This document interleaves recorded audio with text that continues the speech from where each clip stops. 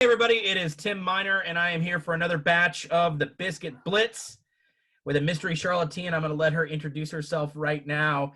Tell us who you are, how long you've been in Charlotte, and what you do. Hey guys, my name is Elena Kacan, and I work on the marketing team for OrthoCarolina. We are a large orthopedic group here in Charlotte and a proud sponsor of Charlotte is Creative and the Biscuit. I've been in Charlotte since 2007, back and forth. I went to App State and then have been in Uptown since 2015. I think 2007. I mean, that's 13 years. You are well vetted as a charlatan now, Elena. I think so. Yeah. So, one thought I've had is over the last couple of weeks, so much attention, I think more than ever, but always deserved attention has been given to the heroes in the medical community. But so much has changed about how that business is done. Ortho has always been known as a very hands-on, patient-centric practice. And you've had to, I hate to use the word, but pivot. Take us through that early brainstorm on how you were able to kind of shift while keeping that brand identity, that ortho aura that the patients have come to expect. What was that like? Yeah, for sure. So Ortho is pretty ingrained in the community, as you guys know. So we had our hands in so many different things. So having to shift that and also just being able to give in-person care was obviously a huge part of the business. So we had actually been working on the telemedicine initiative for almost a year. And literally when we found out about the shutdown order, we got that up and running in a week. So it was pretty amazing to see our team's working really hard and shifting to give that same excellent care over the computer or on your cell phone. And it's the same care that you receive in person. Obviously, you can't touch them. But for the people who need to be seen, obviously the people who are in desperate need can still go in. But it's been a huge shift for us, and just trying to figure out how to market that and let people know that you can still receive care. It doesn't look the way it used to look, but trying to still make ourselves available for any and all help. So it's been an interesting shift for sure. Well, you mentioned that this has been something that the telemedicine initiative has been something that has been in the works for a while. But even at that, it was a pretty sudden, jarring, change for all of us, not for Ortho so much. But exactly. What was that? Was it a chaotic process, or is your team so well oiled that you had your freak out session and you're like, okay, let's coalesce around this and move forward?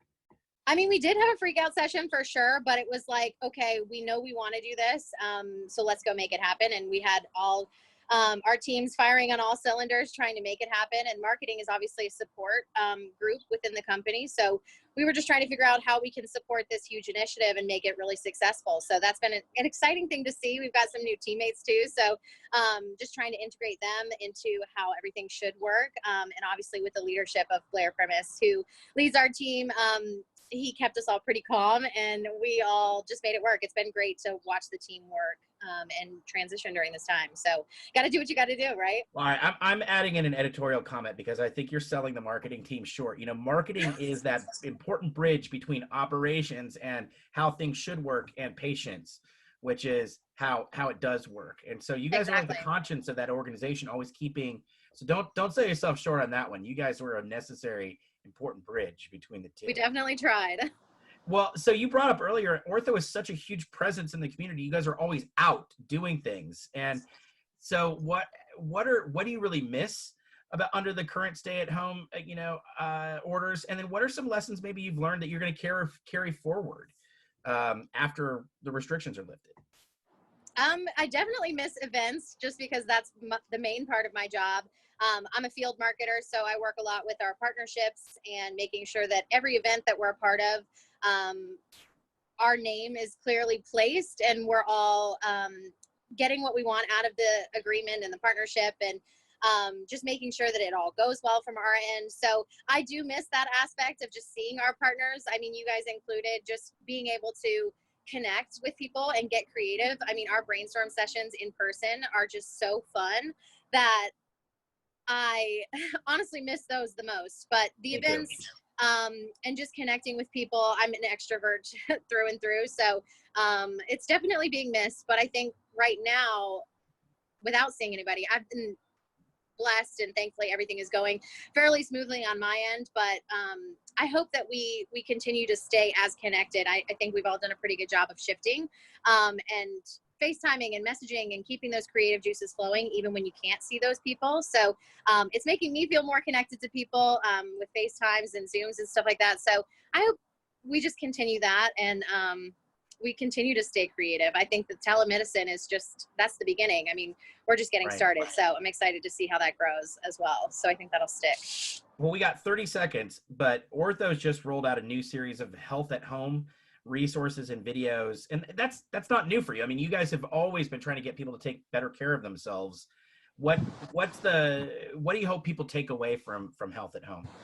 Yeah, with the health at home, we just wanted to give people an option and an opportunity to stay healthy while they're stuck at home. We're providing videos with SweatNet Charlotte, just on easy ways that they can get off the couch and sneak movement into their day, or do different practices, just be mentally healthy and physically healthy. So we're hoping that people get something out of that. And we do have a landing page on the website just with different resources and things you can kind of look into as you navigate this tough time. And we're here to help. We just want to make sure that we're a resource. And if you need us, obviously you know where to go.